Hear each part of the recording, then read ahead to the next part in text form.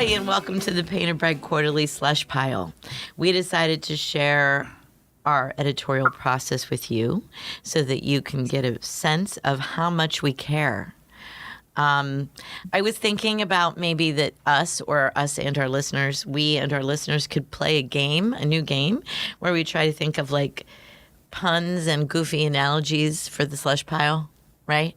Like here, okay, I think you guys may have heard me say this before, but this is how I'm starting the game. PBQ's editorial process is to other literary magazines like a micro-roasted artisanal coffee is to a K-cup. I like that. Do you get it? Is that okay? Is that overly complicated? That is the best freaking simile ever. An analogy. It was great. Got it.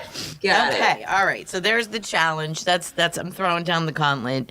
The I that's already babbling is Kathleen Volk Miller. I run the publishing program here at Drexel University and Painted Bread Quarterly with all of this lovely crew that we have here. And it's beautiful and sunny in Philadelphia today, and it's Valentine's Day. And I have to announce to the world before I introduce him that Tim Fitz is wearing pink. Tim Fitz is wearing pink. Pink? Why? I've never Does seen it him look in good on pink. him? It looks nice on him. It's very nice. It's a pink. What kind of a pink are we talking? Are we talking like a salmon pink? A coral pink? It's a pink. I mean, if Right. I'm going to be really honest, it's a pinstripe Oxford cloth. Oh, nice. Oh, I love that pink. Yeah, Oh, yeah. that pink is Rosy, nice. I would even dare say. A Oh. rosy pink, as a matter of fact. It's a I'm rosy going to say I really like men in that color. Yeah, It's a really nice color for men. well, you're missing it. I'll have to take his photo later. Taken, Jason. Taken. All right. All right. Hi, Tim. Hello, everyone.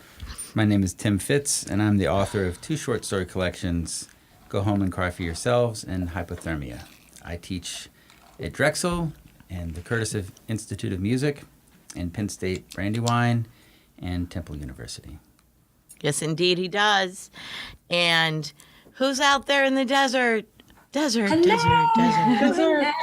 Oh, hello. Hearing the echo from halfway around the world. It's Marion, and I'm sitting here with Samantha. And so, hi, I'm Marion. I'm the co-editor of Painted Bread Quarterly. I run the writing program here at NYU Abu Dhabi. And Samantha. Hello, I am Samantha, and I am an instructor here at NYU Abu Dhabi, and I've been on the Abu Dhabi editorial board for almost 4 years now, I think. Wowza. Exactly. Yeah, and now bouncing the ball back to Jason. Hi, I'm in New York. I'm in Tribeca in my lovely office at the Borough of Manhattan Community College. Yes. I have a department meeting later today, so I may be grumpy. If you get grumpy, Jason, it's because he has to go to a department meeting. Do you have any like chocolate-covered coffee beans or something? I do actually. You know what? I have a very They could perk significant you up. collection of chocolate that I keep in a mouse-proof box. And Nice. like in it, I actually have. They're not. It's a little weird. They're not chocolate-covered coffee beans. They're coffee-flavored chocolate in the shape of coffee beans. What the what? That's Yeah. fake news. It's from Neuhaus, which is my favorite. I think Neuhaus is really my favorite chocolatier. Yeah, so I do I've never have had those, but those. I'm not eating them now because I would like be making those like smacking noises Oh, wait, fair during the enough. podcast. So that would not be cool. Is your question about the coffee beans because they're good to eat or good to throw in faculty meetings? This is my question. No, I did mean to perk him up a bit. Yeah. I've never had the ones he's describing, but the chocolate-covered coffee beans for me are medicinal. Okay. Like an Animal House style food fight during our department meeting would not be. You could hurt someone with That would those. not make it. It would, and we do it in one of those like giant auditorium room, like the lecture hall with like the super raked seating.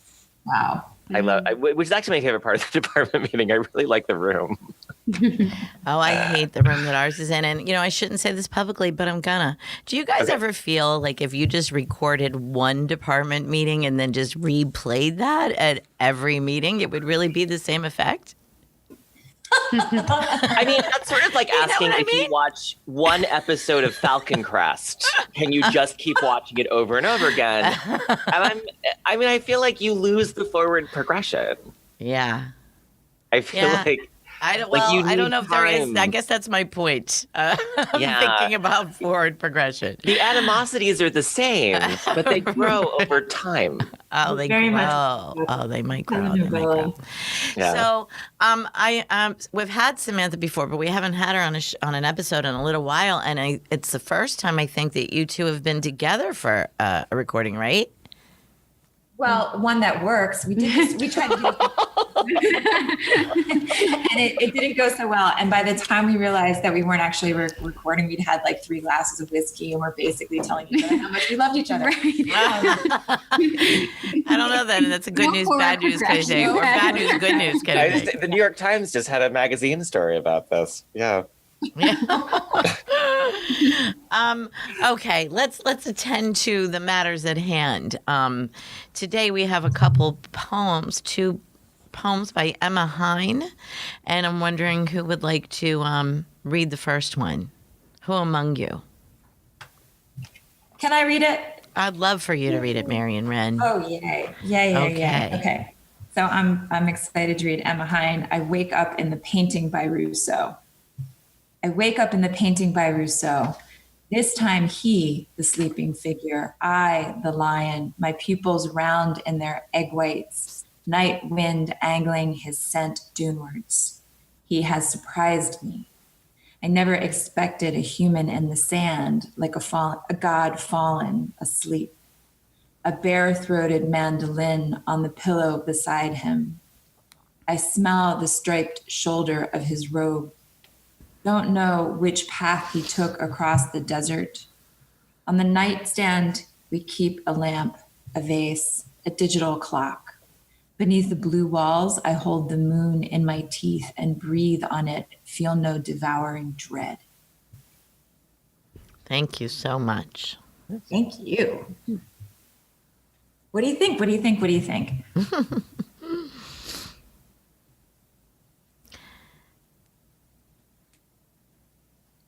Well, I love the painting. I mean, I think that what she does with the painting is really gorgeous. yes, I like that painting. Listeners, allow me to remind you that you can go to pbqmag.org and see this poem and how it looks laid out on the page. So you can do that now if you'd like, and read along with us and look at how this is formatted. I was anxious for the poets among us to talk to me about that formatting. My first response is the same as Jason's. I love that painting and find it one that I can look at for a long time. And so this was sort of a lovely surprise to have it described to me via the lion's eye, you know? Yeah. But can anybody help me out with formatting choice here? I know something that I really like about this is the first line in each stanza. You can almost read that on its own, and it complements the larger poem. Like this time, angling his scent, asleep, don't know, a digital clock. It's almost like as you're waking, kind of these things that the narrator could be thinking. Thank you for pointing that out. That's cool. I love when that happens too. Yeah, so they're 4-line stanzas. The indentations are kind of wonderfully bananas, and it's strange how it almost feels like conventional 4-line stanzas, but then you've got the jagged ends on the right hand side, right, with the top and bottom of each stanza sort of poking further out. And I just have to say the sort of serendipity of all of this, like to read what is an ekphrastic poem, right? The poet sort of puts herself in the image by Rousseau. And the project is just to, as Kathy, as you said, to render this painting, to sort of like describe the painting, but from the lion's eye. Greg Pardlow was here for the last couple of days, and it was Greg Pardlow a go-go from Thursday night on when he delivered a lecture about ekphrastic poetry. Right. So he was actually talking about his own craftsmanship when he writes poems that, you know, sort of depict an experience with an art object. And, you know, and there are various ways to sort of approach this. You either sort of like look at the image from afar, right, from a distance, or perhaps you put yourself inside the image. And that seems to be what's happening here. Like the speaker's inside the image and then pulls back out into the dream, right? On the nightstand, we keep a lamp, a vase, a digital clock. So then you're in this sort of quotidian, mundane bedroom. Beneath the blue walls, I hold the moon in my teeth and breathe on it. Feel no devouring dread is such a great depiction of like domestic slumber. Yeah. Yeah. I trust the shape. I trust that the short lines are kind of moved to the end. I trust the way that it goes between a kind of very narrow line and a very long line. I'm not sure I would be particularly articulate about exactly what's happening. But I totally trust that shape, and I find it really satisfying the way that it kind of keeps like opening and closing. And it feels like, this time suggests that the speaker kind of goes into this painting from different perspectives. And I don't know, like it seemed necessary that this time kind of starts at the end of the line, because that's a kind of in media res, that like we've already been here before, but this time it's like this. That sense of, you know, continuing, starting in the middle. Yeah. Right. And if they are, we can keep reading and reading into this, right? So if it is a they and a we in a bed, right, and a speaker who has fallen asleep and woken up in this painting, this time he, the sleeping figure, I, the lion, seems to me like maybe there's been other times where the I has been the sleeping figure, right? Yes, totally. And the bedmate, the lion. Which is also fun to think about. Oh, I like that. Yes, I got that she had been the gypsy before, but I never got that she was that her partner was the lion. That's really cool. Maybe. Yeah. Maybe. That makes sense. Yeah. They were. And I love that it's this time it's sort of like whispers a kind of once upon a time, but it's very like real, like this time, right? And then it becomes totally lovely and lyrically surreal, right? What the premise is, right? The sort of entering into this exchange. Do you guys love bare-throated mandolin on the pillow as much as I do? Bare-throated mandolin. Yeah. And the lion with the egg white eyes, right? Like that painting, you know, the lion's eyes, those are some orbs.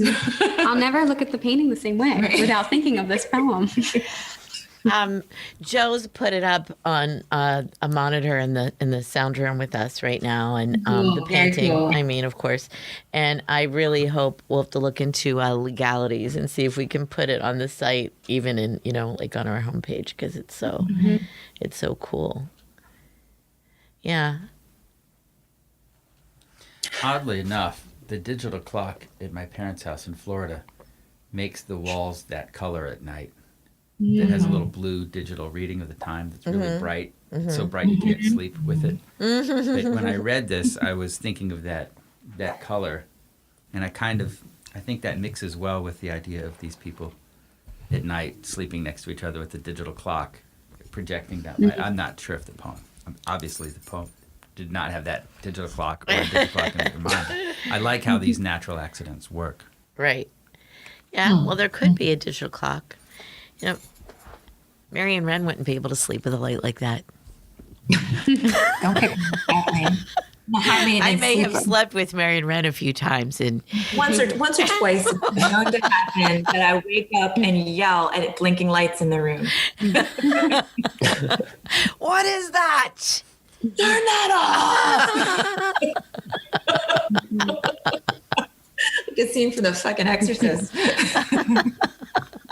You got to be on guard when sleeping with Marion Wrenn. Seriously, it's devouring dread. And waking up next to you. But You be the lion. when she's sleeping and not perplexed by blinking lights, she sleeps like an angel. I just think all of our listeners should know that. Just like the sleeping gypsy in the painting. Yes, by as Henri Rousseau, peaceful as is sleeping like an peaceful. angel. And I Marion's think face looks that- just like that when she's asleep. She's I just think that a beatific angel. it does a really nice job of inhabiting the poem, because like that, Rousseau's work is so sort of like weirdly flat, and like part of the pleasure is that it seems so kind of flat. Like it's just, there's this sort of like folkiness to it. And I love the way that this kind of inhabits that and sort of imagines the lion's perspective, because the lion's not, naturalistic. The lion almost looks kind of spooked. Yeah. Mm-hmm. The lion's sort of like, oh, Yeah. here I am.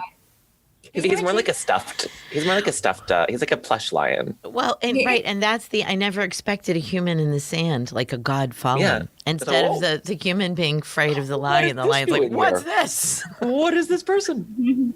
But you know what, Jason, your comments about like the matte quality of the painting, Samantha, man, it's helping me see how much Rousseau has like nailed in the sort of quality of the desert, right? Like those colors in the desert seem to be sort of flat and matte when you're like, in their physical presence. So his rendering of it gets beautifully caught here, right? Definitely. And usually Rousseau is painting jungles, right? Like, I mean, it's actually unusual for him to have a desert scene like this. Yes, I Right. Like think he of him keeps as the lion out of the jungle. Yeah. yeah. That's a cool way to think about it.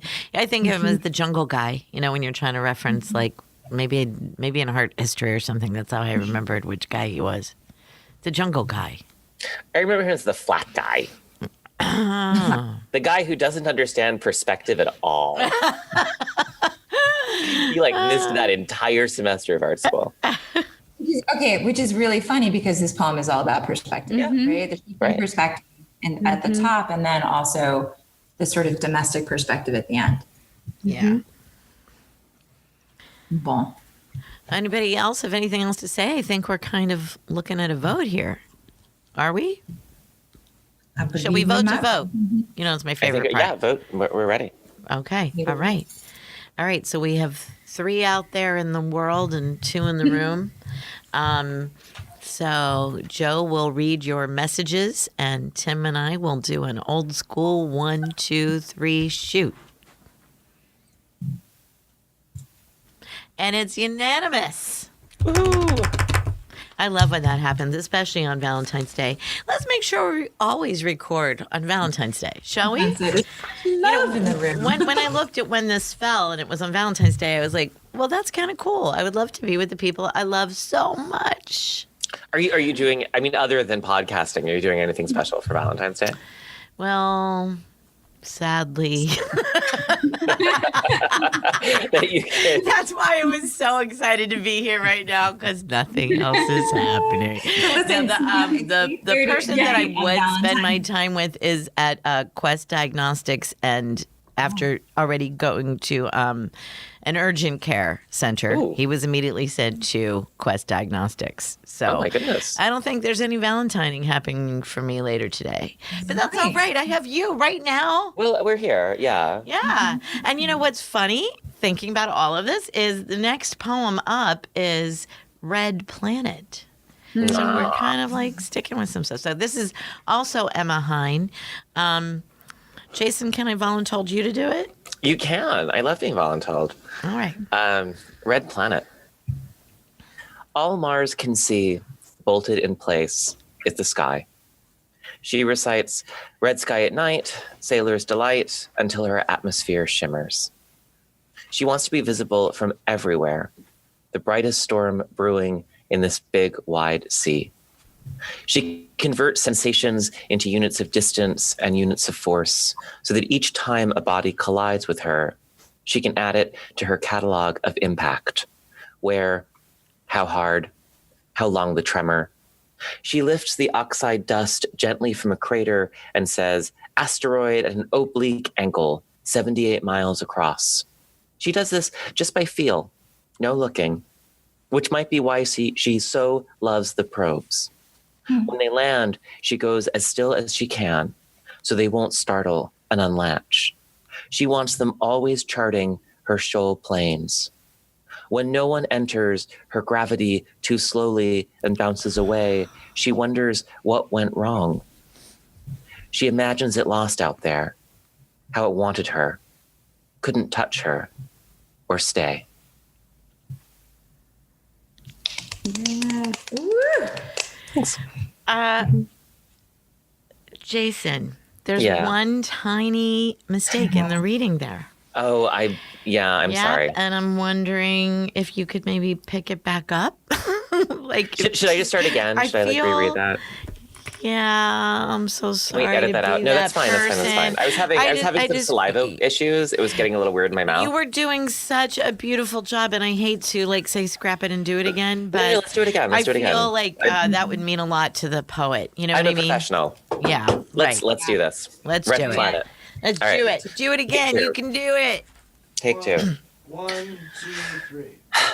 Red Planet. All Mars can see, bolted in place, is the sky. She recites, red sky at night, sailors' delight, until her atmosphere shimmers. She wants to be visible from everywhere.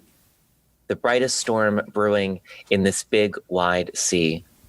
She converts sensations into units of distance and units of force, so that each time a body collides with her, she can add it to her catalog of impact.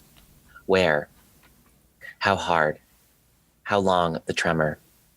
She lifts the oxide dust gently from a crater and says, asteroid, at an oblique angle, 78 miles across.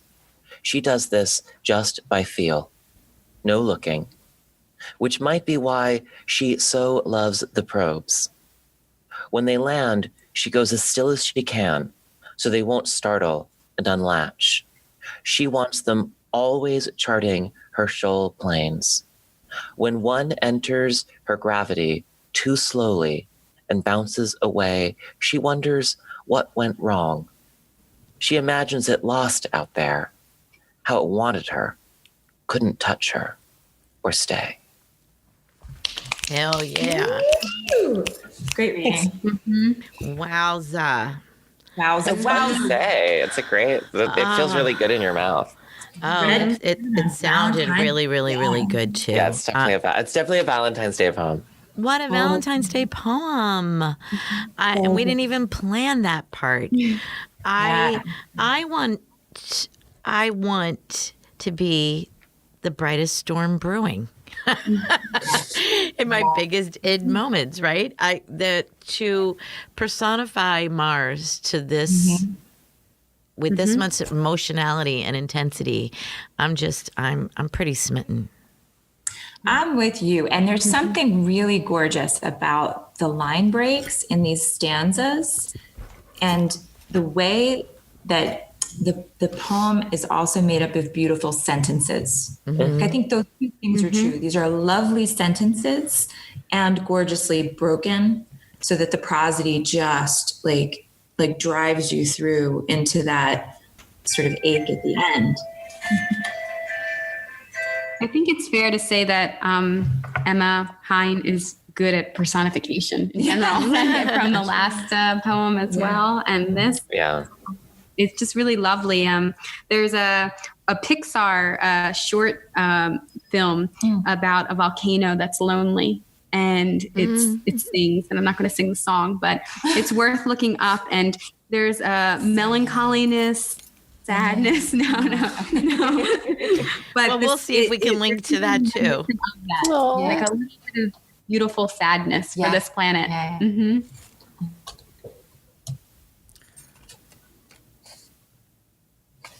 Oh, Tim, I thought you were about to say something. Well, you looked ready. I was going to say something. I think what I admire about both of the poems is that it's so easy when writing poems or when people try to write poems using personification or writing about paintings or using different types of form, it's so easy to become cheesy. And I think she does such a great job at not being cheesy about all this stuff. I really love this the past two poems. This one is a favorite poem for the past year, probably. This is sort of an all-timer, except one line. At the second line, when she recites "Red Sky at Night, a Sailor's Delight," it just sort of is a little bit saccharine for me. It's not a deal breaker because the rest of the poem is so great. But that line there kind of... I'm also a big fan of the YouTube show Yacht Rock, and they're always saying this line here, so maybe that sticks with me a little. What line? The one you just quoted? Yeah. Oh, yeah. I that didn't bother me at all. I mean, I think for me, it was the immediacy of Mars. We already have all Mars can see, right? But like to personify Mars to that level, and the beauty of until her atmosphere shimmers. Yeah, the poem gets a pass for it because Yeah. of what it does the rest of the poem. I just want to throw it out there that line bothers me. But by the time I'm in the next stanza, I've forgotten all about it. It's so smooth and even-handed. Tim, what's the show you mentioned? What's it called? Yak Warning? Yacht Rock. What's that? Just go to YouTube and hit Yacht Rock. What is it? Yak It's a YouTube show that's a parody of all the '70s smooth rock bands like Steely Dan, Oh, and Nice. Okay. Kenny Loggins, and okay. That's watch it. great. Okay. Because that line, "Red sky at night, sailor's delight, red in the morning, sailors take warning," is something my mom quotes constantly, like when she looks out at the sunset or a sunrise. Right? Mine too. Yeah, right? It's just like something that she basically hums. Oh, it's true, though. It actually is true. It is. Yeah. Yeah. So anyway, what else? What else? I love she does it. Like, there's this little turn, like she does it just by feel. It's like, oh, that was amazing.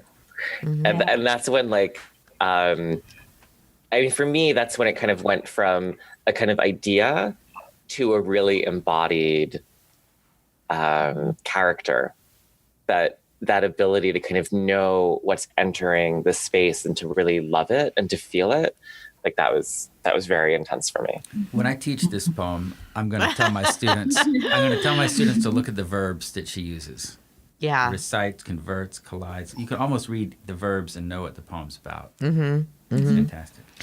And by the time she gets to when they land, she goes as still as she can so they won't startle and unlatch. My heart is breaking for her by that point. You know, I want to be her. I want to be Mars. Me too. Me too, Samantha. I know. Kathy and Samantha want to be Mars. I'm the sleeping gypsy. We need a series of planet poems. It's the Wizard of Oz up in here. Oh, yeah. All right. I like, which might be why she so loves the probes. I actually giggled there. But it's just beautiful. Yeah. Sure. Yeah. What's so funny right now is that I think we're being quieter than we usually are because we keep getting lost in the poem, each of us individually. When Right. I know that's what I'm doing. I keep going back and reading lines and just going, Yeah. Well, and then she's so generous that Mars is like really sad about all the probes that didn't succeed in meeting her. Right, Samantha, I think we should revoke that. I don't think we want to be Mars. Maybe we already are. We're all better, Mars. Oh, man. Thanks for Valentine's Day, love, Samantha. It is 8:30 p.m. on Valentine's Day. Oh, shoot. That's right. You've already had your whole day. I still have hope. Is Valentine's Day a thing outside of, like, do they do anything in Abu Dhabi? Is that like a... Well, I've seen a lot of like bouquets of roses, but I haven't been off the campus much in the last couple of days. I feel like, does anything happen off campus? Or is that just like, it's like Halloween where like, you're like, yeah, this It's is like something we Halloween do. or how Christmas is like a festive time. Yeah. I mean, there's so many Americans here that it's definitely a thing, but it's not like a sad thing if you're not doing something. Right. It's more like an excuse for a buffet or a fancy dinner. Right? It's an excuse for a buffet. I understanding of Abu Dhabi is that very little is not an excuse for a buffet. I know. But, like, I was going to suggest the title of this. Saturday is a good excuse for a buffet. I was going to suggest that. Like buffet. Exactly. Right. Next year it will be a bigger deal. Yeah. I thought the title of this episode should be "It's Easy to Be Cheesy," but now I think it might be "It's an Excuse for a Buffet." Whereas you can be cheesy at a buffet because there's lots of cheese. Yeah. Guess what? I think that we've already voted, like, in a kind of symbolic way, but that we should Okay, we should vote. You guys want to vote? Yeah, but Okay. before we do that, I'm so glad you said to the listeners, like, what the silence is about, right? So sometimes when we pause and don't say anything, it's because we're actually reading the poem so that we have that pleasure. Yeah. Anyway. I mean, we all read these poems, but just like one quick read when they get sent out, or of course a longer read as we're deciding who to ask to read their work. But we truly have never discussed them together, and the poems are still really fresh for us when we come to the episode, when we come to the recordings. So yeah, I think we're still like drifting off onto the page a lot when we're in the virtual room together. Well, and there's also something, I mean, that about that silence that pleasure is often not verbal. Right. Like it's very easy to talk about something, where things are going really wrong, and you want to be careful about how you talk about it. But when something's like, you don't like, when you put an amazing piece of dark chocolate in your mouth, you're like, right? Like you don't, Steve, all of the language of like wine tasting and chocolate tasting, like is for after you've had like the amazing moment of like, oh my God, like that's just so non-verbally wonderful. Steve Jones of the Sex Pistols talks about when he first started drinking and how when he was a teenager, he drank a pint of lager and immediately he felt like his problems all disappeared. And I feel like a poem like this can do that. Yeah, I hear you. The best beer I ever had was when I was nursing my first baby. Beer actually really helps your breast milk. And I also hadn't drank for 9 months. And drink. I literally like drank a bottle of Rolling Rock, the quintessential green glass bottle, in almost one gulp. And it was like I felt it going into my body. You know what I mean? It was really a very amazing experience. Does it feel different? Like when you're nursing, like if the alcohol is coming, like did that, like all the ferment, like does that feel different in terms of like the breast milk when you're nursing? You know what? I don't know if it was psychological for me or, but yes, I did feel like an occasional beer helped the milk flow. And I mean, you can't get drunk and feed your baby, but a beer, right? It's actually good for you. It's actually a recommended thing to do. There's something in the beer that really does increase the milk. Yeah. Anyway, I highly recommend it, listeners. Anybody out there lactating, drink a bottle of Rolling Rock and one glug glug glug glug glug, and you'll be in business.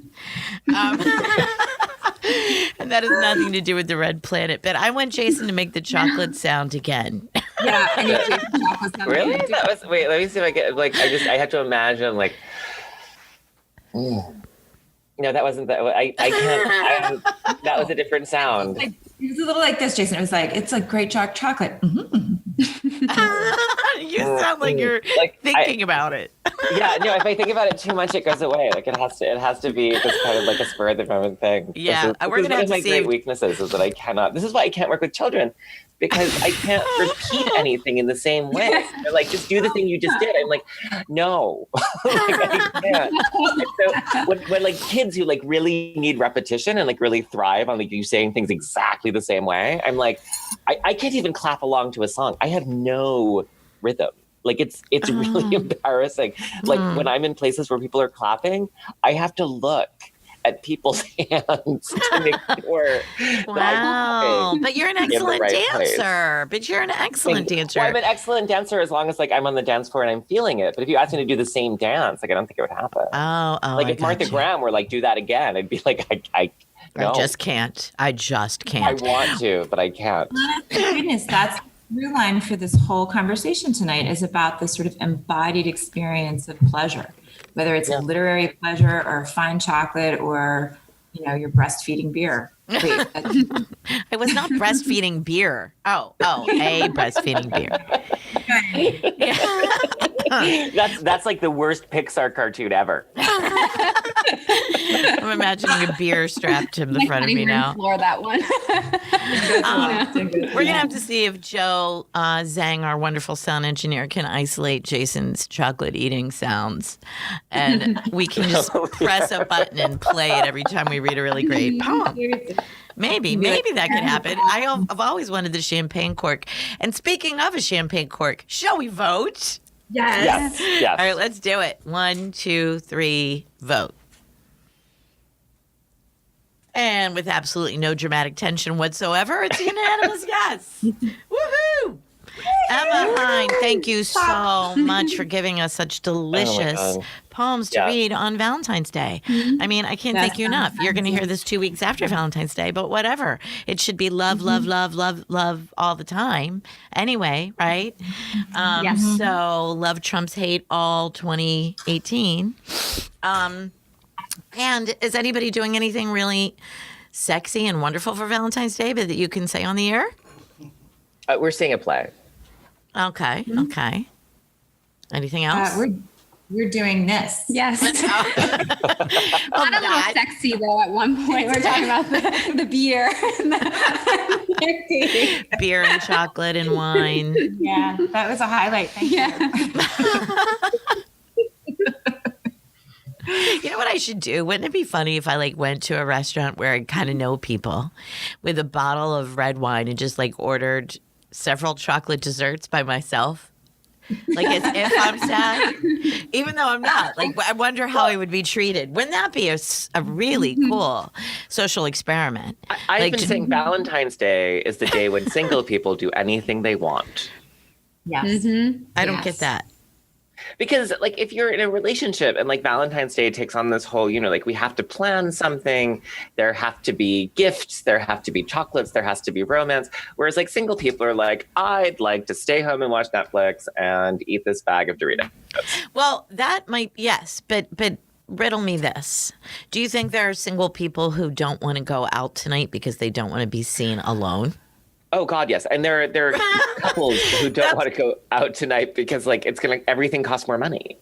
Yeah, that's true. Although there was also Valentine specials, I have to say. I saw one of my students said I really like February 15th because that's when I can buy the cheap chocolate. Well, do you know what I was supposed to do? This is so funny. Come to think of it, I'll share.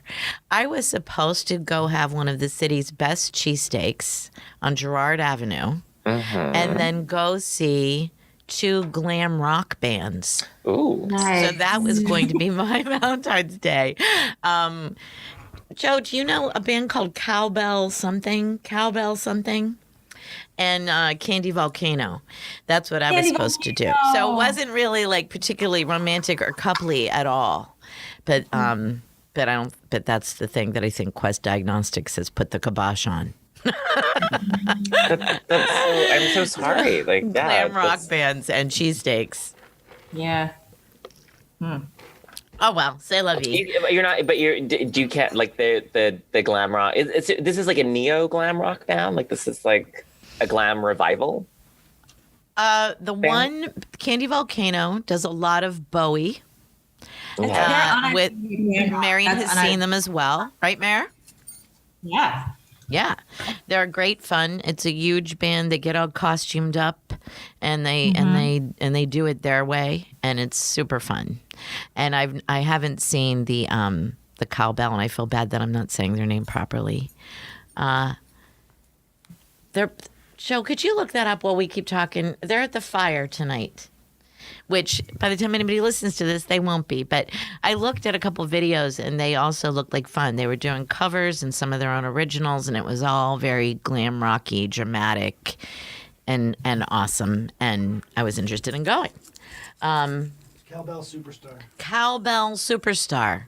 If anybody wants to look them up, it was Cowbell Superstar and Candy Volcano tonight at the Fire in Philadelphia.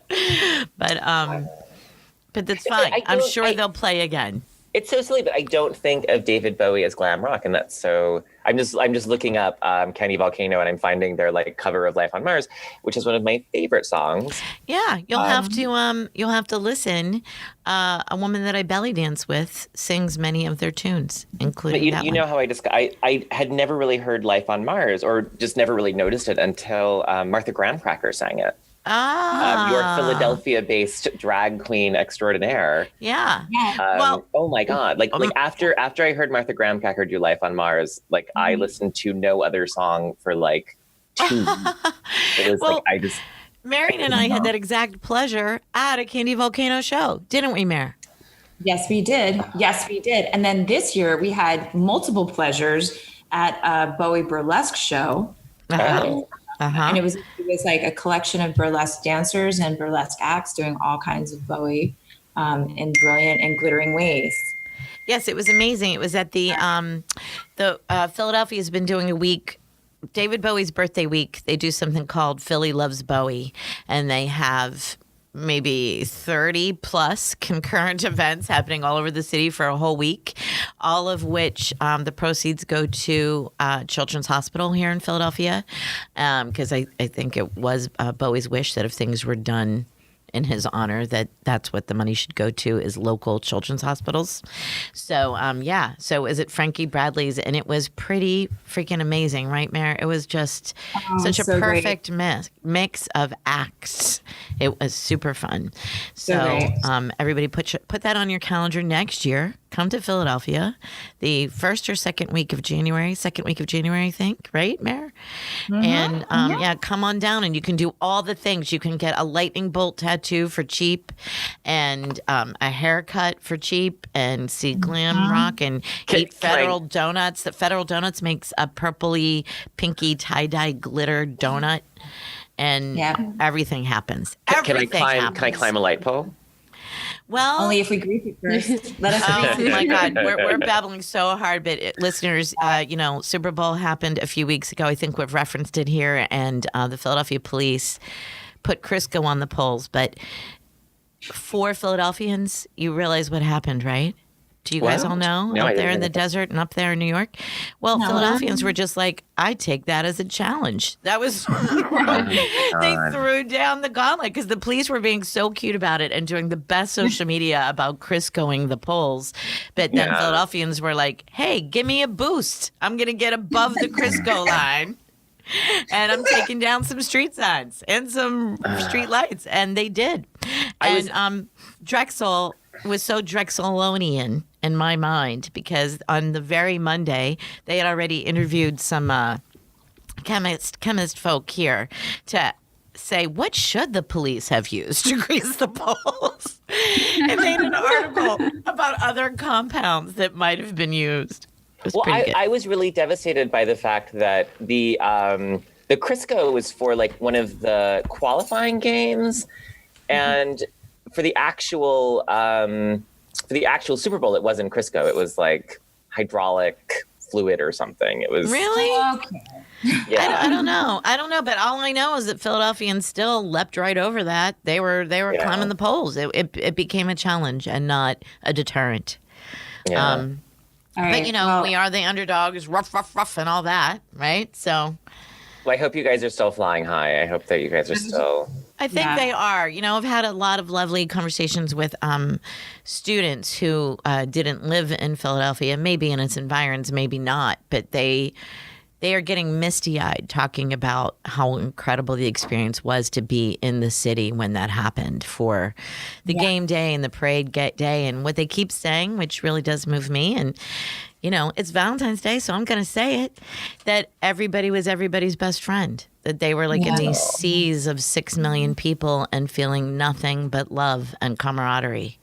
And It was so the that's closest pretty I cool. came to the Night Obama one in my life. Yeah. Wow. Yeah. So wait, Yeah. can we just jump in? So Samantha has to take off in a few minutes because now it's close to 9 and she's got to Yeah. get back to the apartment. But she was telling me that she watched the Super Bowl at 3 or 4 o'clock in the morning here on campus with a bunch of other people from Philadelphia. Oh, wonderful. Yeah. That's Lots great. of Green Man tears here in Abu Dhabi as well. That's great. That's really great. I get misty once a day thinking about the game. And eventually I have to go watch highlights. Every day that's happened. Wow. Really? Really? Yeah, I've watched some highlights too, to be honest, even me. It was just a beautiful game. It was a really theatrically beautiful game. It was just It was strange here though because we couldn't access the commercials, so it was really about the game. I don't remember one commercial. So I watched that the Dirty Dancing commercial later at home by myself, which I enjoyed. But it really made you focus on the actual game in a weird way that I never had before. Yeah, that's funny. That's really funny. So my daughter won Bud Light's grand prize. I don't think I've told any of you that. You told me. Yeah. So she won a 55-inch Samsung Smart TV, a ton of Bud Light gear, swag. They were supposed to give her cases of beers, but Pennsylvania wouldn't let booze be a prize, and a couple $100 of food. So we were being photographed by Bud Light people at the beginning of the Super Bowl party, and it was kind of fun. That's amazing. Did the girls go? I don't know. Did we lose Abu Dhabi? Fell off. I just sign off then, I guess. Oh, all right. Okay. Well, listeners, I've been meaning to ask you, tell me what you did on Valentine's Day. And also, if you have any questions you'd like to ask us, we would like to do not a call-in show, but a reading your questions and answering them show. That's a good idea. Yeah. So start asking us questions and we'll collect them and we'll do a show. So anything you'd like to ask, even where is the best cheesesteak in Philly, anything at all. And thank you very much for listening and keep reading.